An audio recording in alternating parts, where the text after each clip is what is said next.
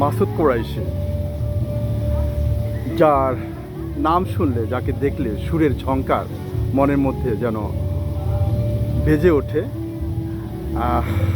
সঙ্গীতের তিন ভুবনে বলা যায়, যার অবাধ বিচরণ, বহুমুখী প্রতিভার অধিকারী মাসুদ কুরাইশি শুধুমাত্র একজন কণ্ঠশিল্পী বললে ভুল হবে। সে একাধারে একজন গীতিকার, সুরকার, এবং শুধু তাই নয়, সে কিন্তু একজন দক্ষ সুনিপুণ হাতের ছোঁয়ায় তার কিন্তু তবলায় কিন্তু ঝংকার ওঠে। এবং শুধু বাংলাদেশে কিন্তু তিনি গান গায়ননি, শুধু বাংলাদেশের মঞ্চেই শুধু কাঁপাননি, তিনি কিন্তু দক্ষিণ এশিয়া সহ মিডল ইস্টের বিভিন্ন দেশে তিনি গান গেয়ে শুধু শ্রোতাদের মন জয় করেননি, দেশের জন্য কিন্তু সুনাম সুখ্যাতি অর্জন করেছেন। এই বহুমুখী প্রতিভার অধিকারী বাংলাদেশ বেতার এবং বাংলাদেশ টেলিভিশনের এই তালিকাভুক্ত এই শিল্পীটির আজকে আমরা তার কিছু মুহূর্ত আমরা কেড়ে নিব বা জানবো। তার ছোট্টবেলায় বেড়ে ওঠা অথবা সঙ্গীত ভুবনে তার যে প্রবেশ বা পদচারণা, পিছনের কথা, ইতিকথাগুলো জানবো। কিভাবে তিনি এই গানের ভুবনে ঢুকলেন, কিভাবে তার গানের এই পথ চলা শুরু হলো, কার হাত ধরে শুরু হলো, কিভাবে তিনি উৎসাহ পেলেন, সব কিছু আমরা তার কাছ থেকে জানবো আজকের এই সুন্দর এই মুহূর্তে। প্রিয় বন্ধু মাসুদ কুরাইশি, তোমার যদি গানের ভুবনে তোমার যে পদচারণা, বিচরণ, তোমার যে পিছনের কথা যদি আমাদেরকে একটু জানাও। প্রিয় বন্ধু মাসুদ কুরাইশি। সবাইকে ঈদ মোবারক। আমার বন্ধু রাসেল এত সুন্দর গুছিয়ে কথা বলে, আমি তার 100 ভাগের 1 ভাগও পারি না।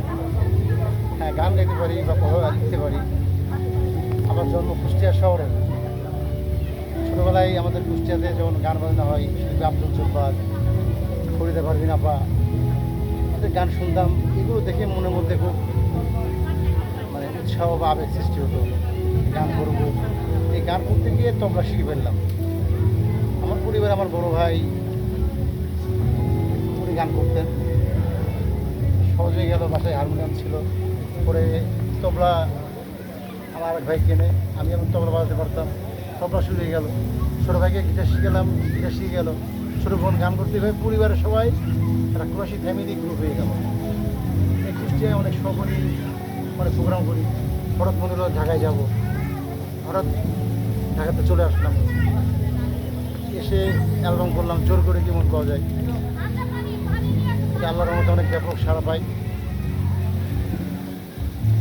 টিভিতে অ্যানালিস্ট হলাম, বাংলাদেশ বেতার, ফিল্মে নায়কের প্রস্তাব পেলাম, একটা ছবিও শুটিং করলাম। তাই? এটা কত সালে? এটা 2005 সালে। আচ্ছা। ছবিটার নাম ছিল দুঃখ। আচ্ছা। যাই হোক, ছবি করার কখনো ইচ্ছা হয়নি, কারণ গানের যে গায়ক সেই বড় নায়ক। আমি গান দিয়ে অনেক খুশি, অনেক প্রোগ্রাম করছি, এভাবে ভালো আছি সবার দোয়াতে। দেখা হয়ে গেল বন্ধু রাসেলের সাথে বেলি রোডে। রাসেলে উঠছে, আজ বেলের ফিল্ডিংয়ের অ্যাম্বাসেডর হয়ে গেলাম। আড্ডা মারি, গান করি। আর মাঝে মধ্যে কোথাও প্রোগ্রাম হলে রাসেলকে উৎসাহ দেওয়ার জন্য নিয়ে আসি যে রাসেল দেখো এইভাবে গান হয়, এইভাবে গান করে সবাই, যাতে ফিল্ডিংয়ের যেন অনুষ্ঠান এত বড় হয়। এই জন্য রাসেলকে মাঝে মধ্যে নিয়ে আসা হয়। আমার কথা বলতে ভুলও হচ্ছে হয়তো, আমি বললাম আগে ঘুষি বলতে পারি না। তবে আজকের যে অনুষ্ঠানটা ঈদ উপলক্ষে অনুষ্ঠান, এর ব্যাপক আয়োজন। তো আজকে এখানে অনেক রিকোয়েস্ট আছে আমার। আমি মূলত আধুনিক হিন্দি গান টান করি, স্প্যানে গান করি, কিন্তু এদের অনেক রিকোয়েস্ট, গজল, সুফিয়ানা, মুর্শিদি, সব করার চেষ্টা করবো ইনশাল্লাহ। কারণ আমার সব প্র্যাকটিস করা আছে।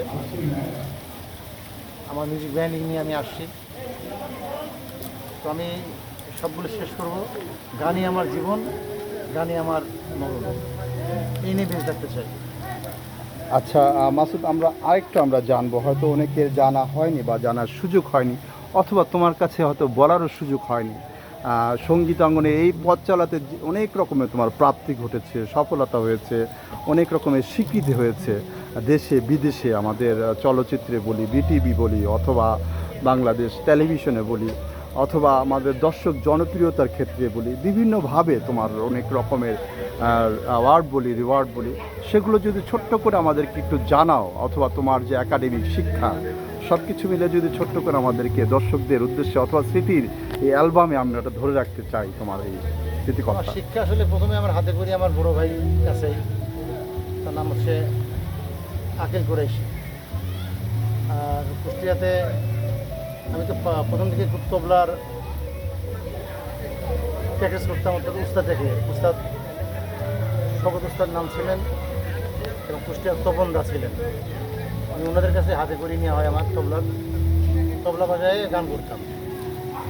এটা অনেকের চোখে লাগে তবলা বাজায় কীভাবে গান করে। এই দুটো একসঙ্গে করাতে আমি বেশ ব্যাপকভাবে আগাই যাই। যখন ঢাকাতে আসি তখন তবলাটা বাদ দিয়ে খুলি আমি গানে জড়াই যাই। এটা কত শোনে? এটা হচ্ছে 2000 সালে।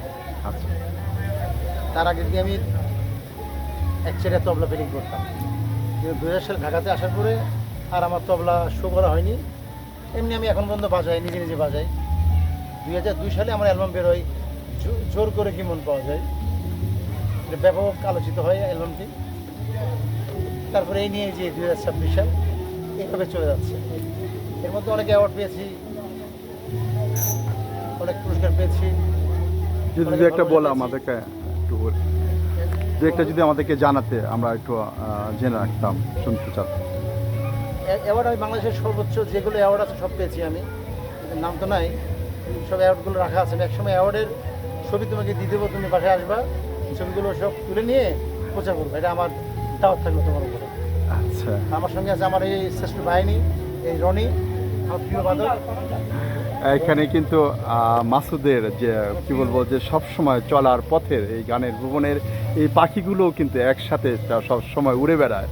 যখনই যেখানে মাসুদ থাকে সেখানে এই গানের পাখিগুলো।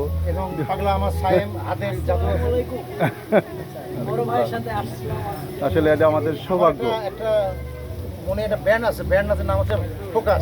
ফোকাস, এটা ফোকাসের হচ্ছে সদস্য, ফোকাস ব্যান্ড।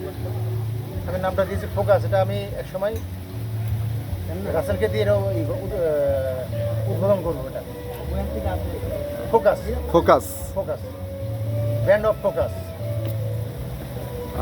ধন্যবাদ প্রিয় বন্ধু মাসুদ। আবারও কোনো এক সময় যখন সময় সুযোগ হবে। বন্ধু রাসেল, রাসেলের জন্য সবাই দোয়া করবেন। রাসেল মাটির মন। রাসেলের হৃদয়ে সবসময় মাটির গান করে, মানে ওর হৃদয়ে মাটির যে ছটা মধ্যে পায়। মাটি মানে খাঁটি, এই জন্যই বললাম যে মাটির মতো।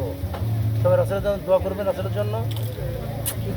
আমরা সবাই সবার জন্য দোয়া করি। মাসুদ, তুমি বেঁচে থাকো আমাদের মাঝে, গানের ভুবনে সবসময় প্রাণে প্রাণবন্ত থাকো, সুরের ছোঁয়া আমাদেরকে সবসময় মোহিত করো, সেই প্রত্যাশা করে তোমার সুস্বাস্থ্য কামনা করে এই ছোট্ট এই লাইভ এই ভিডিও থেকে বিদায় নিচ্ছি। আমি রাসেল।